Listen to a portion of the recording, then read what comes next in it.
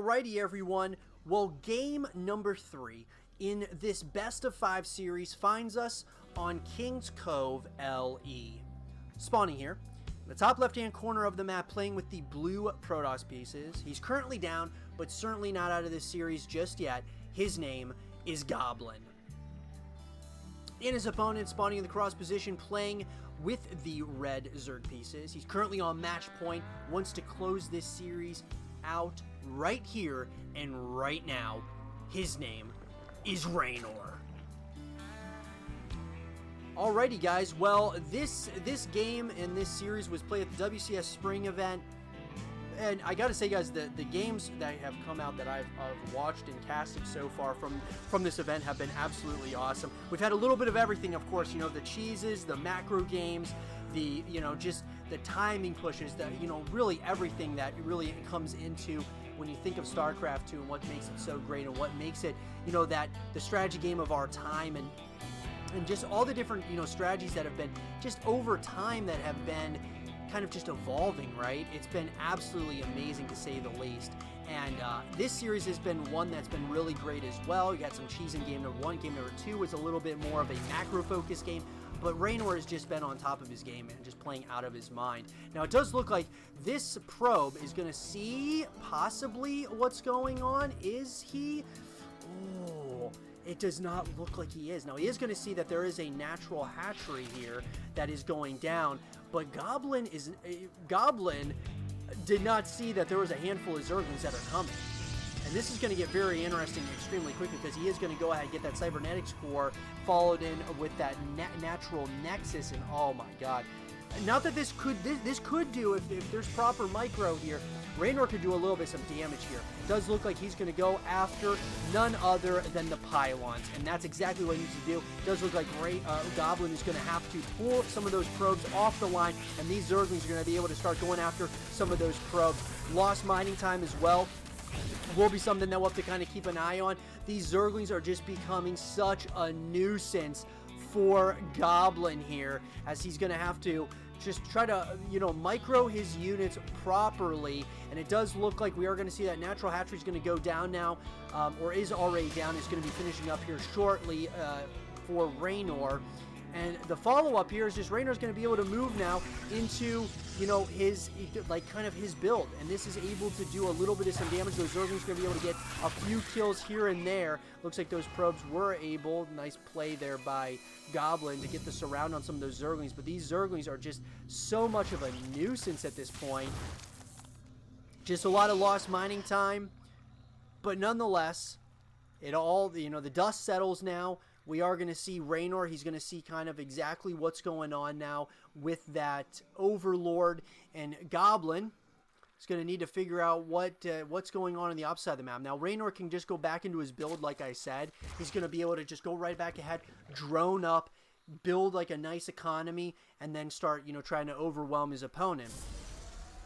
And, actually, when you really think about it, Goblin actually did a pretty good job there on the defensive side. He didn't lose any important tech structures, didn't even lose any pylons. He might have lost a couple of probes, but nothing too crazy to say the least. We are going to see out of Goblin, though, he is going to get that Warp Gate research coming in out of the Cybernetics core, which is pretty much the most standard upgrade for a Protoss player. On the opposite side, we are going to see Reynor. He's getting that Metabolic Boost upgrade, which is, of course, the Zergling Speed upgrade, most standard upgrade for a Zerg player. So, man, very interesting. It's going to be some interesting play here. I have a feeling here in this third game, as Goblin's going ahead and getting that Stargate out. So he's going to change his build order just a little bit here in this one.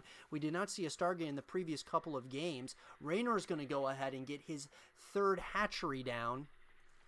So he definitely is planning on playing a macro-focused game, at least for the time being, unless he goes for some sort of timing push, which is what Reynor is very well known for. And I know a lot of people are comparing Reynor to Serral as, we could be seeing very similar types of play out of both these players, and I think that's something that could be very true in the future. Reynor, there are definite similarities here, and I love that. I really do. I think it's absolutely awesome that we've got a player that is mirroring worrying Cyril somewhat, because it means that lots of these players know the value that Cyril has and want to, you know, be able to challenge him at some point or another. And you definitely can see that out of Reynor sometimes. He's definitely challenged Cyril. But nonetheless, we are going to now see Nemataz Carapace finishing up, which is the Overlord speed for Reynor. This is also going to be followed up with a Roach Warren. The Roach Warren is going to be finishing up. We're seeing a lair coming out, so it looks like Reynor is going to try to get those higher tier lair-based units here shortly, as it does look like Goblin is planning on getting that third hatchery, or I'm sorry, that third Nexus here shortly. Which, you know, so he's starting to feel kind of confident, but here's the thing. I'm starting to see some units on that production tab. We're starting to see Roaches, we're starting to see Zerglings. And so now the question remains, is Reynor planning a timing push here? It does look like there is a possibility for that as we're approaching that 6-minute mark in this game. It does look like we are going to see some Phoenixes out on the map now, and they are going to start flying around. And this is, I like this decision making a lot. They're going to have that eye in the sky sort of mentality. Now the thing is, though, is that we got more and more Zerglings, a handful of these Zerglings that are planning on, you know, they're moving around, and it does look like they are going to try to do a little bit some damage to this third Nexus over here. We're going to have to keep an eye on both sides, because there's things happening all over the map now, as Zerglings as well as these Phoenixes are just kind of roaming around. It looks like these Phoenixes are going to try to snipe another one of those Overlords. Are not going to be successful there. These Zerglings are thinking. They're thinking about it. You can just tell Reynor wants to move in there. Doesn't want to take any kind of unnecessary risk, though, at the same time, as we are going to see all of these Phoenixes once again. They're just trying to find an angle here. They are going to try to pick up a couple of those drones.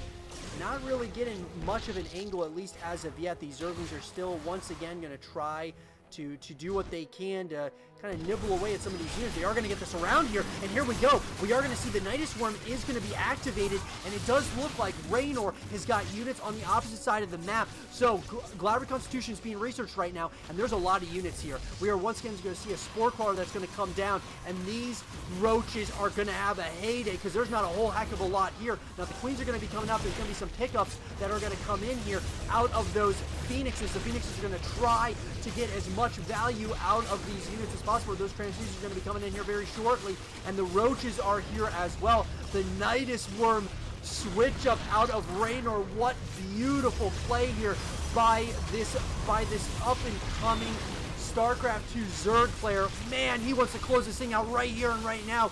He is absolutely attacking on all cylinders. Beautiful play here by Reynor. He's doing so much damage right now. Now, these Phoenixes are doing some damage, though, at the same time. But is it going to be enough? Is there just going to be too much damage that's about to be dealt here? As we are going to start seeing the Ravager cocoons coming out as well. So there's going to be Ravagers as well as Roaches. Oh, man. It looks like Reynor wants to finish it. He wants to end this thing, as we are going to see now a Void Ray coming out. Another Void Ray is going to come out as well. And it looks like this might just barely be able to get cleaned up. But there's just so much damage being dealt here on this side of the map.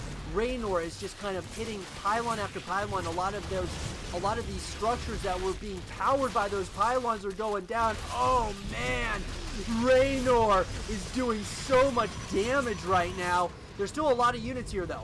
There are still a lot of units, but it just looks like, how are you going to be able to compete with this as these Phoenixes are trying to get those pickups on all of those, on those Queens? They do clean those up, but these Roaches are doing a lot of damage now. They're taking out so many of these probes, and now more units are coming into the main base location, killing probe after probe after probe. Oh man, Reynor is everywhere right now, doing so much damage. He is just taking out so many of these structures. The Void Rays are out, but what is it just a little bit too late? Spore Crawlers are being constructed here. These Spore Crawlers are going to be able to do as much damage as possible right now. Beautiful micro there on the Ravager. Oh man, this is just so painful to watch, because Reynor is all over the place. He is just killing so many probes.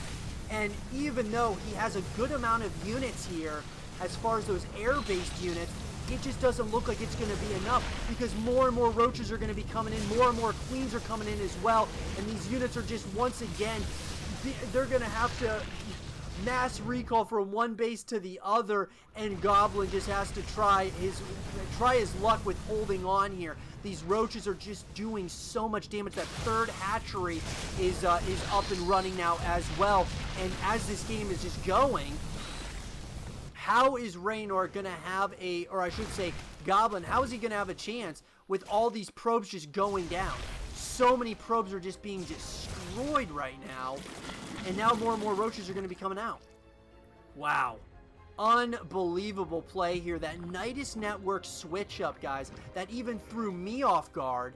And now, you know, Goblin sees exactly what's going on, but he did not see this until that last moment there, as we are going to see once again, we are going to see Reynor.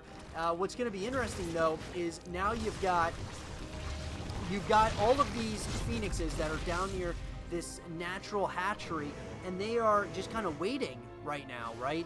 And it does look like there is going to be another Nidus worm that's going to be coming in, but man, it's like these Void Rays are coming in. They want to do as much damage as they can on the opposite side of the map. There are a lot of units here that are going to be able to do some damage, but I'm just wondering now, you know, now that there are just so many units here, it does look like that mass recall has to be called here. And it does look like those units are going to be able to take out a lot of these units, but GG is called, and well played. Reynor is able to sweep his opponent and move on to the next round. I hope you guys did enjoy this game and this series between Reynor and Goblin, and if you guys did, leave a thumbs up, subscribe if you're new, stay positive, and I'll see you guys all in the next one. Peace.